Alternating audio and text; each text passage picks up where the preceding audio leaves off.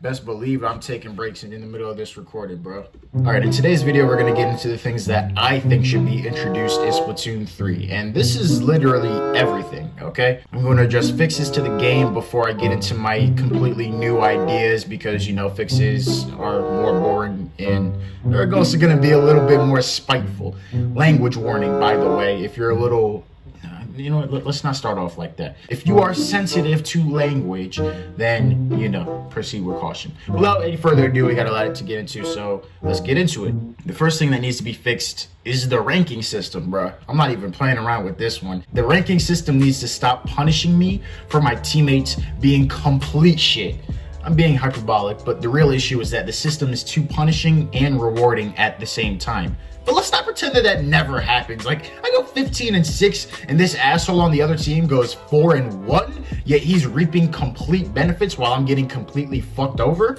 I want to rank up relative to how I did in the game. That means people on my team, whether we win or we lose, can rank up differently. Look right here, I doubled this motherfucker's kills and tripled his special count. Tripled his special. You already know I was putting in more work, staying alive longer for that to happen, but we're getting the same exact punishment. Yeah, I don't think so. There should be a certain amount of points required to exceed a rank. When one team wins, they gain points. When one loses, they gain nothing. If you get knocked out or if you lose subsequent games or a few games in a row, then you'll start to lose some points.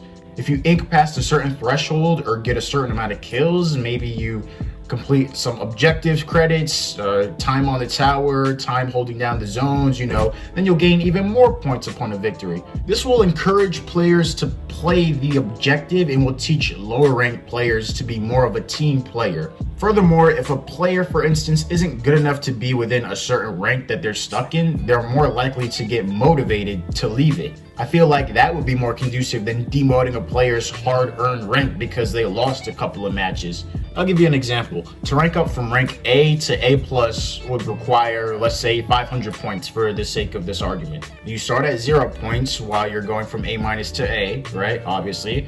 And then a win would be 50 points, right? So regularly, 10 wins would, you know, get you from rank A to A+. You know, that sounds fair, okay? But listen here. A knockout would be 75 points. If you win the game and you get the highest turf inked on your team, that's an extra 20 points. Most splats, you know, maybe an extra 10 points. Most specials / time alive, another 10 points. Most objective time, 10 points. Let's say if you lose, that's 0 points. If you get knocked out, that's subtracting 25 points. Let's say if you lose 2 games in a row, that's minus 25 points. Get knocked out 2 games in a row, that's minus 40 points or 50 points, whatever. So basically, points will increase and decrease relative to rank.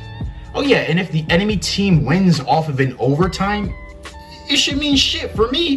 Last time I checked, I beat you within the duration that the game was intended to last for. This is especially cheeky for a game mode like Clan Blitz, when an overtime occurs when the enemy team has a ball, yet a ball is spawned every time the enemy team scores and lasts forever. Don't get me wrong, it should count as a normal win for the enemy team when they win off in overtime, but it should not be as punishing of a loss for the quote-unquote losing team. Now I'm gonna get into some of the weapons that need to be fixed. The blaster needs to output less splash damage and should encourage more direct hits. I think the normal blasters are generally fine, but the Clash Blaster, holy shit! Nintendo, way to reward someone for having an idea of where their enemy is instead of actually knowing. But back to the normal blasters, unless your shot is blatantly on target, then your shots will start to whiff. Even if you're mostly on target, these whiff shots need to do some kind of damage to avoid bullshit happening, such as this. Hey yo, what the fuck? Boy, ain't no way, boy. Boy, ain't no way, boy.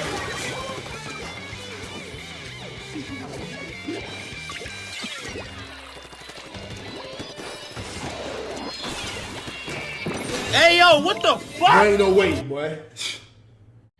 And then we proceeded to lose the entire fucking game, which, you know, just brought me one step closer to me losing my fucking rank. But anyways, oh yeah, feel free to completely remove the ink brush too for Splatoon 3.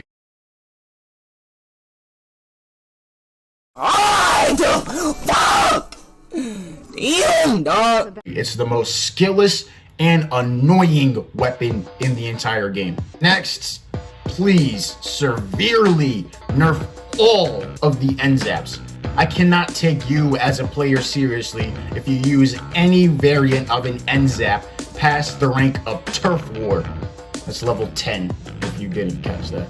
I mean, it's literally the safest weapon in the game. It's basically every weapon in its class, minus the downsides.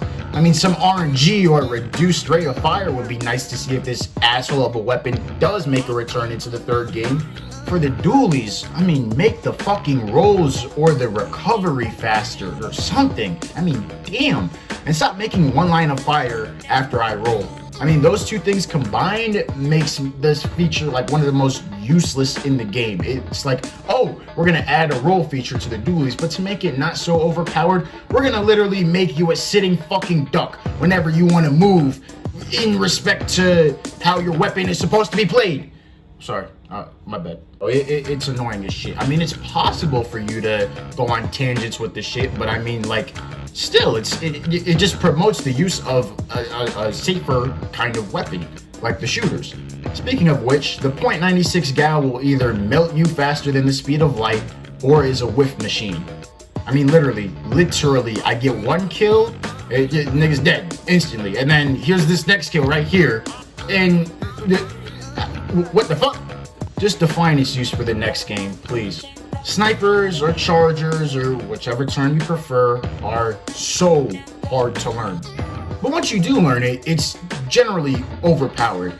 And given the best deterrent for a godly sniper requires you to use more than half of your ink tank, I mean, I think something needs to be fixed, but we'll get to that in a second.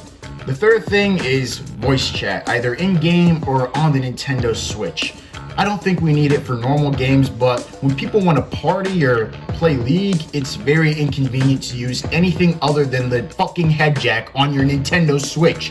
The way Splatoon 2 works makes sending and accepting friend requests completely useless. Not to mention, communicating and being able to play with your friends will extend the longevity of an average player.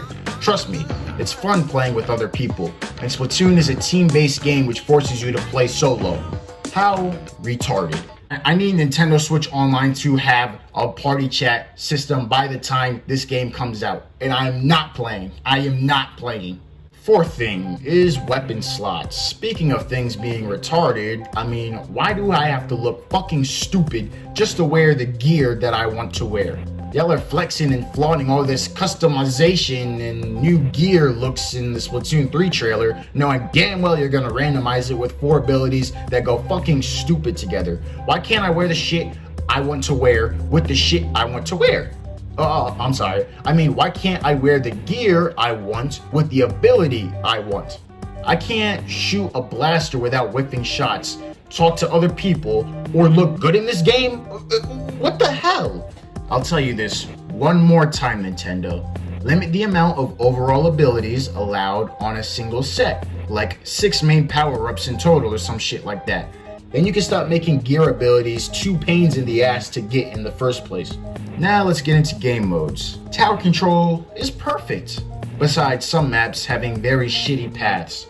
This is especially the case with the shitty map, Camp Triggerfish. I mean, I wouldn't be mad if tower control had more than 1 or even up to 3 different paths on a given map. It will keep gameplay fresh and would make learning the maps a bit more skillful.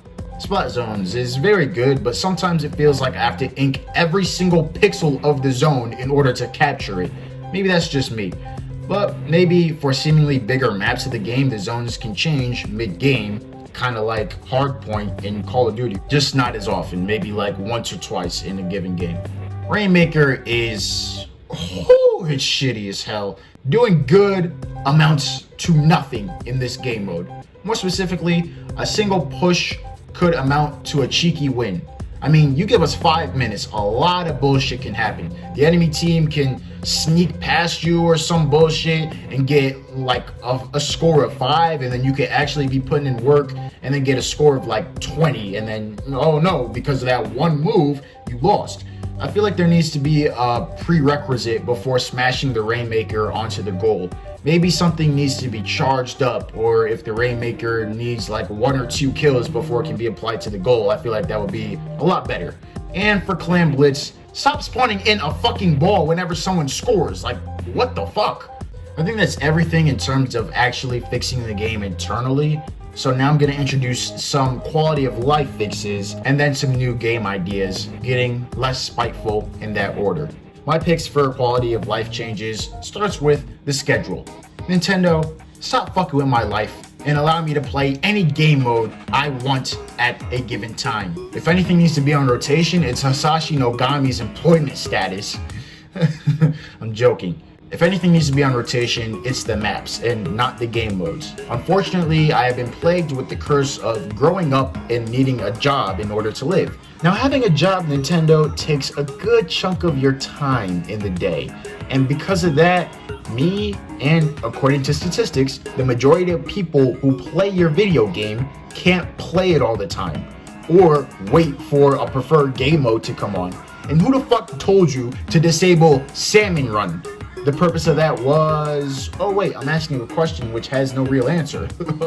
Now, if you rotated it with another new game mode, that's still fucking stupid, but a little less so. So the takeaway, Nintendo, is that you need to keep all of the game modes available 24/7, and then maps for each of those game modes go on a 2-hour rotation. Custom games. Hey, I wonder why every single weapon that doesn't shoot straight is hard and awkward to use. I mean, I did practice in the training zone. Huh, oh well, maybe it's because the fucking training zone is a retarded piece of shit with stupid ass unrealistic moving targets. I mean, Nintendo, pretty please add a custom game option similar to Black Ops 2 where I can choose my loadout and the ability to add Octoling-like bots so I can actually train my aim to be realistic for an in-game setting. Please, Nintendo. Next is online. The online maintenance for this game is atrocious. I mean, that's the common denominator for first-party Nintendo Switch online titles, but you have the opportunity to change with Splatoon 3. And change you better fucking do. Make it so that I don't disconnect from matches despite having Wi-Fi 6 or even being wired. Oh, and can you allow Splatoon 3 to differentiate the difference between a disconnect and a loss? Thank you. I mean, are you gonna demote my rank or do me a favor and prevent me from playing this game for 5 minutes every time you disconnect me from the server? Which consequence is it? Choose one or the other. I see that you've upgraded the engine for Splatoon 3, so can you upgrade those servers from 1993 too? Old ass $2 ass servers that you saw on fucking Splatoon 2, nigga. Literally disconnect for doing nothing fucking wrong. Anyways, I'm sorry. And then you let me back into the game. You let me back into the game, meaning there is nothing wrong with my fucking Wi-Fi. Next up, the intro. Bro, let me skip this fucking intro. God damn. Nintendo, I better not see a damn hurry it up button, because I know that's exactly the kind of shit that you'll pull instead of actually adding a skip button to the news. Nintendo, it feels the same as though you had to walk to every single landmark in Inkopolis instead of giving us a menu which we would choose to where we want to go to and it'll automatically bring us there. I'd imagine you'd think that would be annoying because you gave us a menu which does that exact same thing. So please give us a skip button, bitch. Splatfests, I mean, they're fun and everything, but let me play something else if I feel like it. I also need to see some progress to what's going on. I mean, like, who's actively winning? What am I contributing to the Splatfest? What am I doing for my team? Am I just playing games and then we see a random ass number which determines the winner after? Like, come on now. I mean, how do you even win a Splatfest? Why don't I know this? Is it like whoever has the most champions on their team, or kings, or whatever the fuck, queens? How do you win a Splatfest? You can answer this question maybe, but not without leaving Splatoon 2 and going on the internet. Menu organization. First of all, Sheldon, shut the fuck up. Secondly, I'm in need for these weapons to be grouped or some shit because holding down my right D-pad button is annoying as fuck. This is especially annoying in the training section when I'm trying to find the weapon that I want to use. Maybe just pull up the menu and have it on a drop down or some shit. Like, just make it organized. Finally, show stats. In Splatoon 1, the game would show the kills to deaths per player. I mean, some players would like to see what progress they made in the game. Let's calculate the distance one traveled with the Rainmaker or the tower, how many clams someone put into the basket, or how many times a player has taken a zone from an enemy, or add meaningful stickers like most turf ink or most time on objective, etc.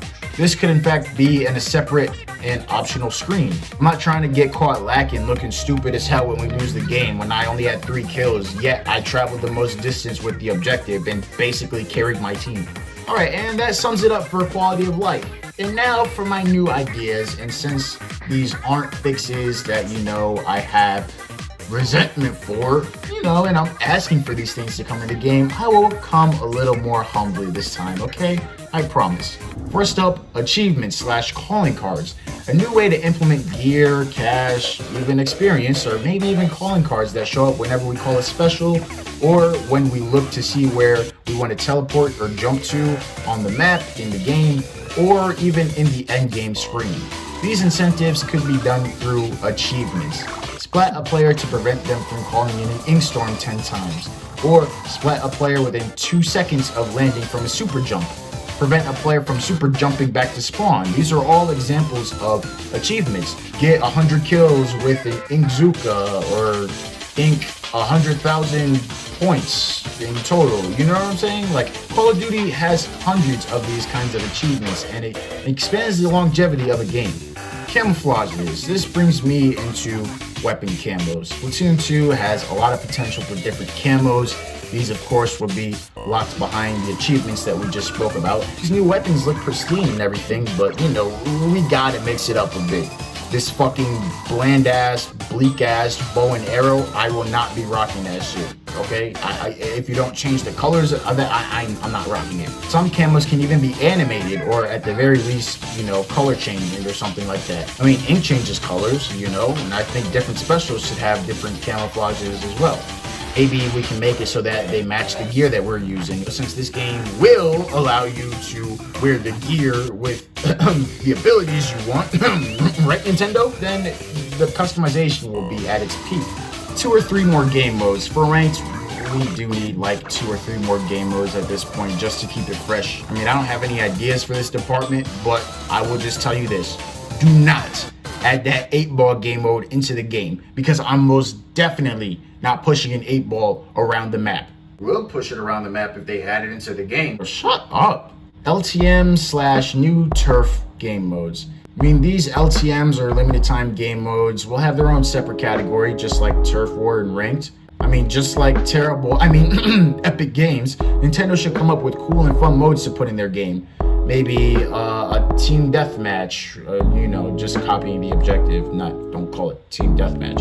Or maybe even a free-for-all with all these different color inks. You know, that would be cool. Or maybe a one life game mode or a special only game mode.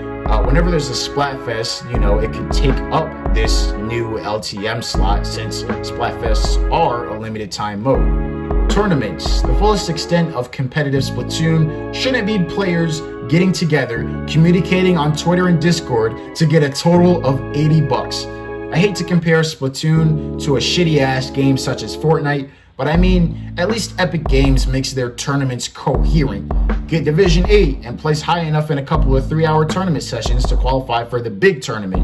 I mean, for Splatoon, I feel like I have to join some sort of shadow organization in order to begin to understand how the tournament system works. There should be another slot added whenever a tournament is happening, with a countdown and duration timer being present to anyone that hovers over it, qualified or not. And they should obviously be rank X limited and team based, all the more important for Nintendo to give us, you know, a party chat system.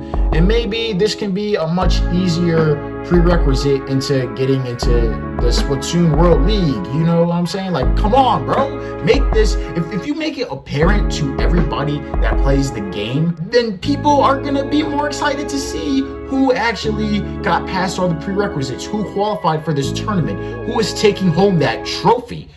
Come on! Master rank. I mean, have a separate rank for those who reach top 500 in rank X, and I guess this is going to be harder because Splatoon 3 is hopefully going to have more players than Splatoon 2, and hopefully more people are going to stay on longer than they did for Splatoon 2. I mean, that's the goal. This rank will be called Master Rank.